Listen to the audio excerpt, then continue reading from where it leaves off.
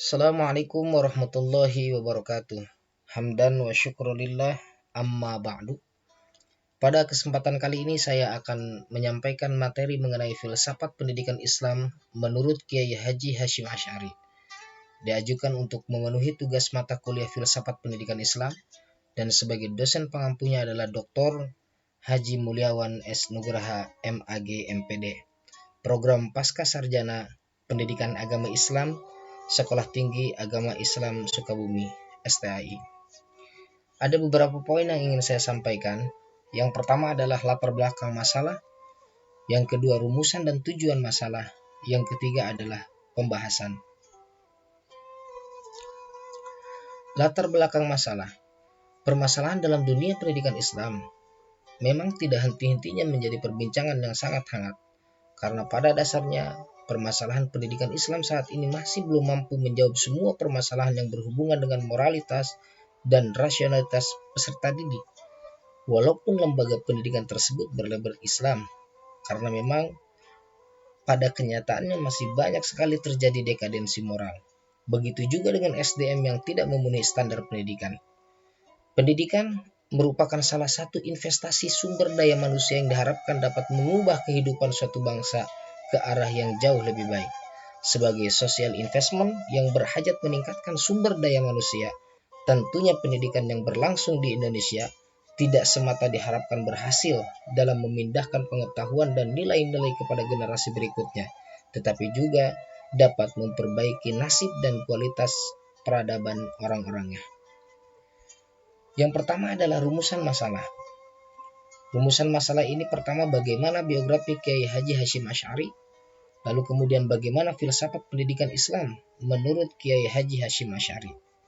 Tujuan penulisan untuk mengetahui tentang biografi Kiai Haji Hasyim Asy'ari dan mengetahui tentang filsafat pendidikan Islam menurut Kiai Haji Hasyim Asy'ari.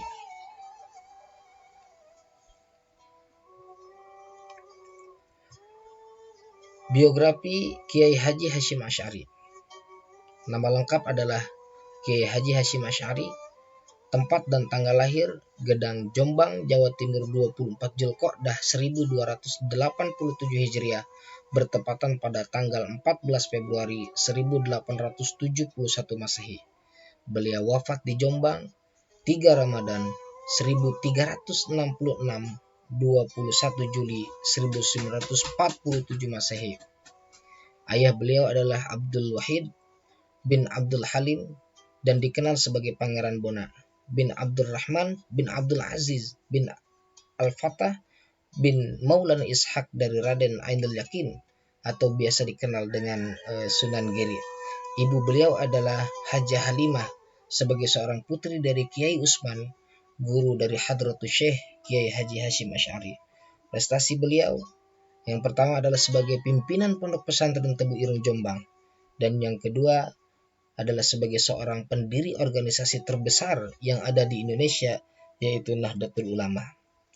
Latar belakang pendidikan beliau adalah pernah menjadi santri di Pondok Pesantren Wonokojo Probolinggo, dan pernah menjadi seorang santri di Pondok Pesantren Langitan Tuban, juga pernah menjadi seorang santri di Pondok Pesantren Bangkalan, pernah menjadi seorang santri di Pondok Pesantren Siwalan atau Sidoarjo, lalu beliau pernah berguru kepada Syekh Mahfud di Mekah Al-Mukarramah. Walaupun Syekh Mahfud ini yaitu berasal dari Indonesia, tetapi Syekh Mahfud adalah Syekh yang pertama mengajarkan hadis di Mekah Al-Mukarramah yang bernegara Indonesia, sehingga beliau berguru kepada Syekh Mahfud.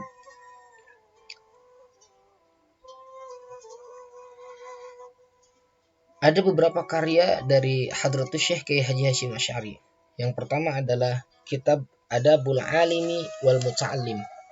Di dalamnya menjelaskan tentang tata krama pengajar dan pelajar, berisi tentang etika bagi para pelajar dan pendidik. Yang kedua adalah Ziyadatut Ta'liqat, yaitu berisikan tentang nazam Syekh Abdullah bin Yasin Pasuruan. Dan di dalamnya juga terdapat banyak pasal berbahasa Jawa dan merupakan fatwa Kiai Hasyim yang pernah dimuat di majalah Nahdlatul Ulama. Dan yang ketiga adalah at-tanbihatul wajibatul lima yasnal maulidi wal munkarat, yang berisikan tentang peringatan-peringatan wajib bagi para penyelenggara kegiatan maulid yang dicampuri dengan kemungkaran. Karena pada saat itu ketika beliau melihat atau mendatangi kegiatan maulid pada tanggal 12 Rabiul Awal, beliau melihat kegiatan maulid itu justru dicampuri ada beberapa hal-hal yang masuk dalam kategori kemungkaran. Yang pertama adalah mukhalidnya antara laki-laki dengan perempuan dalam perayaan kegiatan tersebut. Dan yang kedua adalah ada kegiatan-kegiatan yang memiliki unsur di dalamnya, yaitu perjudian. Kemudian yang selanjutnya adalah ar-risalatul jami'at, berisikan tentang risalah ahli sunnah wal jamaah, tentang hadis-hadis yang menjelaskan tentang kematian, lalu kemudian tanda-tanda hari kiamat, lalu serta menjelaskan sunnah dan bid'ah. Yang selanjutnya adalah An-Nurul Mubin fi Mahabbati Sayyidil Mursalin. Di dalamnya menjelaskan mengenai cahaya yang jelas menerangkan cinta kepada pemimpin para rasul. Yang selanjutnya adalah Ad-Durul Munassurati fi Masailid Tis'il Ashar. Kajian tentang wali dan tariqah dalam bentuk tanya jawab sebanyak 19 masalah. Yang selanjutnya adalah At-Tibyan fi Nahyi an Muqatti'atil Ihwan. Berisikan tentang tata cara menjalin silaturahmi dan bahaya dan pentingnya interaksi sosial. Yang selanjutnya adalah Ar-Risalatu fit Tasawuf. Berisikan tentang tasawuf, penjelasan tentang ma'rifat, tentang syariat, tentang tariqat, dan tentang hakikat. Kemudian yang selanjutnya adalah Ar-Risalatu fil Aqaid, yang berisikan tentang kajian tauhid yang berbahasa Jawa dan pernah juga dicetak oleh Maktabah An-Nabhaniyah Al-Kubra di Surabaya. Pemikiran dari Hadratus Syekh Kiai Haji Hasyim Asy'ari tentang pendidikan. Pertama adalah konsep pendidikan oleh Kiai Haji Hasyim Asy'ari tidak hanya berupa teori dan pemikiran ini saja, akan tetapi beliau juga mempraktikannya langsung dalam aktivitas pendidikannya. Walaupun pemikiran beliau masih bercorak tradisional, tetapi pemikiran Hadratus Syekh tetap sesuai dan tepat jika diterapkan dalam pendidikan Islam saat ini, terutama dalam beberapa aspek, antara lain yaitu dalam hal tujuan pendidikan, materi, dan dasar yang digunakan yaitu Al-Quran dan Hadis. Yang kedua adalah pemikiran Kiai Haji Hasyim Asy'ari tentang pemaduan antara pesantren tradisional dengan model sekolah barat, atau dinamakan dengan keterpaduan. Di dalam pesantren tersebut ada sekolahnya, lalu kemudian kajian-kajian kitabnya adalah kajian-kajian kitab klasik yang lebih modernis. Sebelumnya banyak dikhawatirkan memang gagasan tersebut oleh para kiai yang lainnya, karena keterpaduan yang biasanya di dalam satu wadah pondok pesantren dikaji hanya sebatas kitab-kitab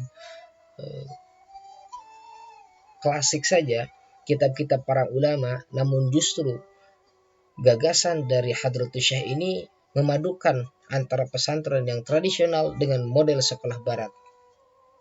Namun kekhawatiran dari para kiai yang lainnya, tetap beliau konsisten dengan pemikiran yang telah dipertimbangkan sebelumnya, sebagaimana slogan NU sebagai berikut: Al-Muhafadzatu 'alal qadimis shalih wal akhdhu bil jadidil aslah. Tetap memelihara hal-hal yang lama yang baik dan mengambil hal-hal yang baru yang lebih baik. Hal tersebut menunjukkan bahwa Kiai Haji Hasyim Asy'ari merupakan tokoh yang berusaha memelihara tradisi turun-temurun dari pondok pesantren, juga mengembangkan pendidikan keilmuan di pondok pesantren. Hingga saat ini, pendidikan Islam berkembang dari model pesantren tradisional, pesantren modern, madrasah, dan sekolah Islam. Lalu kemudian salah satu karya monumental Kiai Haji Hasyim Asy'ari yang berbicara tentang pendidikan adalah kitab Adabul Alim wal Muta'allim, yang dicetak pertama kali pada tahun 1415 Hijriah, sebagaimana umumnya kitab kuning yang dikaji di berbagai pesantren. Kemudian yang selanjutnya, pembahasan terhadap masalah pendidikan lebih ditekankan pada masalah pendidikan etika. Meski demikian tidak menafikan beberapa aspek pendidikan lainnya. keahlian di bidang hadis ikut pula mewarnai isi kitab tersebut, sebagaimana bukti dikemukakannya beberapa hadis sebagai dasar dari penjelasannya, di samping beberapa ayat Al-Quran dan pendapat para ulama. Dalam buku yang ditulis oleh Hadratus Syekh Kiai Haji Hasyim Asy'ari tentang pendidikan Islam yang berjudul Adabul Alim wal Muta'allim, yang berisi tentang pemikirannya terhadap pendidikan yang berkembang pesat di negara Indonesia yang dulu masih bersifat tradisional berubah menjadi modern karena dipengaruhi oleh sistem pendidikan barat. Lalu kemudian pemikiran beliau tentang pendidikan cenderung terhadap etika pendidik, baik etika guru terhadap murid atau etika murid terhadap guru. Akan tetapi ilmu beliau dalam ahli hadis pun ikut mewarnai dalam penulisan kitab-kitabnya. Selain itu, beliau juga menggunakan Al-Quran dan hadis sebagai landasan pemikiran beliau. Hadratus Syekh Kiai Haji Hasyim Asy'ari dalam kitab Adabul Alim wal Muta'allim merangkum pemikirannya tentang pendidikan Islam ke dalam 8 poin. Yang pertama adalah keutamaan ilmu dan kegiatan belajar. Yang kedua, etika yang harus diperhatikan dalam proses belajar mengajar.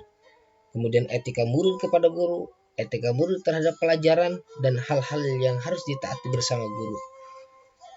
Kemudian etika yang harus dilakukan oleh guru, etika guru ketika mengajar, etika guru terhadap murid, etika terhadap buku, alat, dan memperoleh pelajaran dan hal-hal lain yang berkaitan.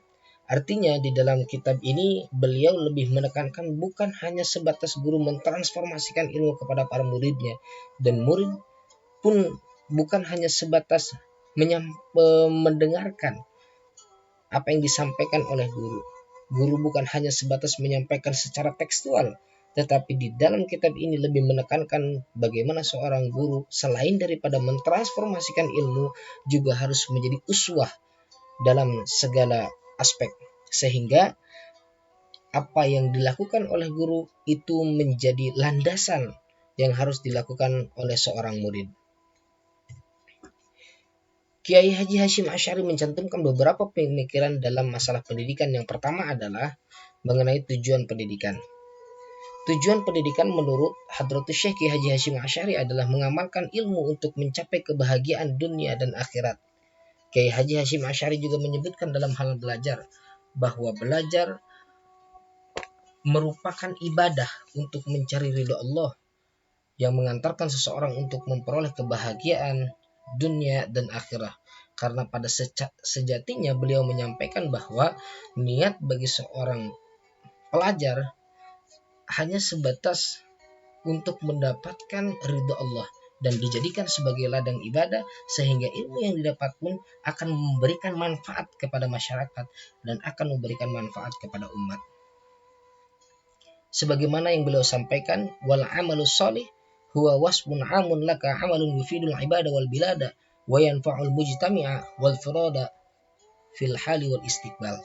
Adapun amal solih adalah sifat yang umum pada setiap perbuatan yang memberi faidah kepada sesama hamba dan negara, dan memberi manfaat kepada masyarakat baik individu sekarang dan masa yang akan datang. Yang selanjutnya adalah karakter guru. Pertama, guru harus memiliki ilmu yang memumpuni. Yang kedua, guru harus memiliki tekad menyebarluaskan ilmu demi kebaikan. Selanjutnya adalah ikut berbaur dengan masyarakat setempat sebagai bentuk sosialisasi.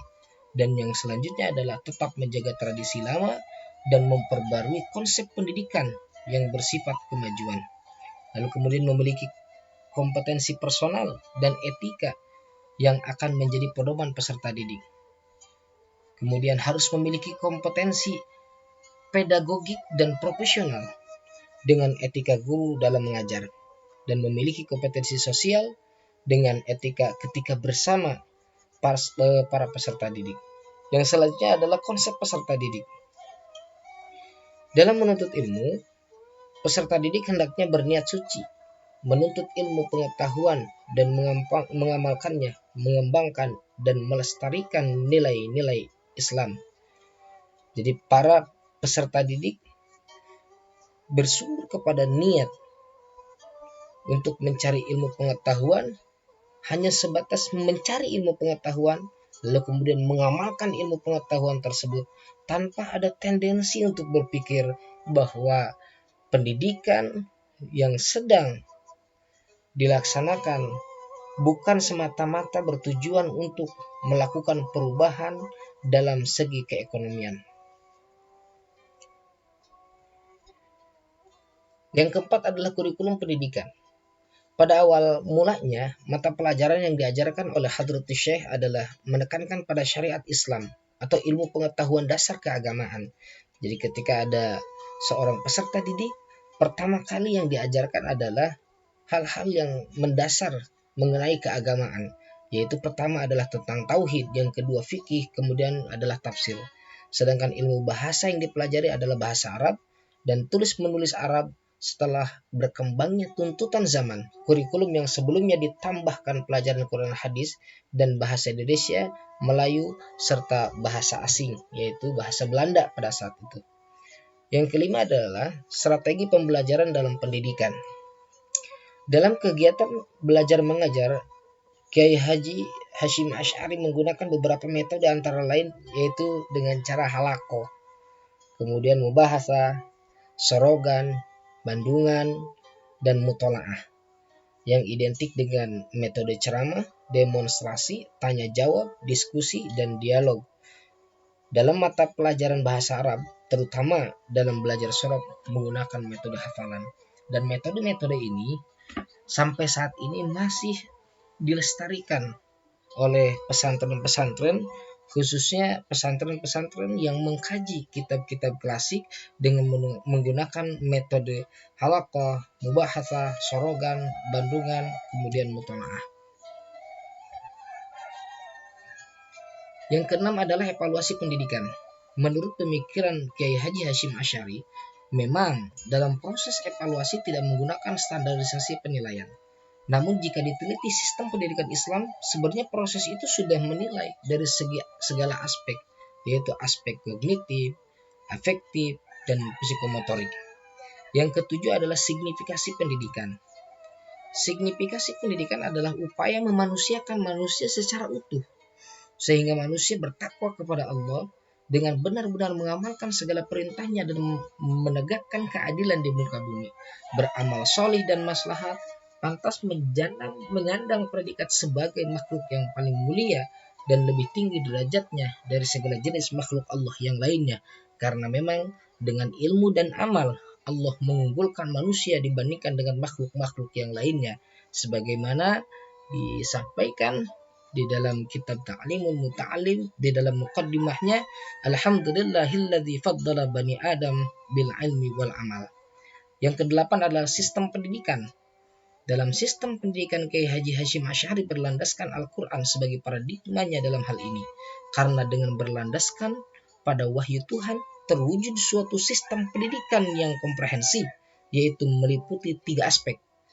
Pertama adalah kognitif, yang kedua adalah afektif, dan yang ketiga adalah psikomotorik.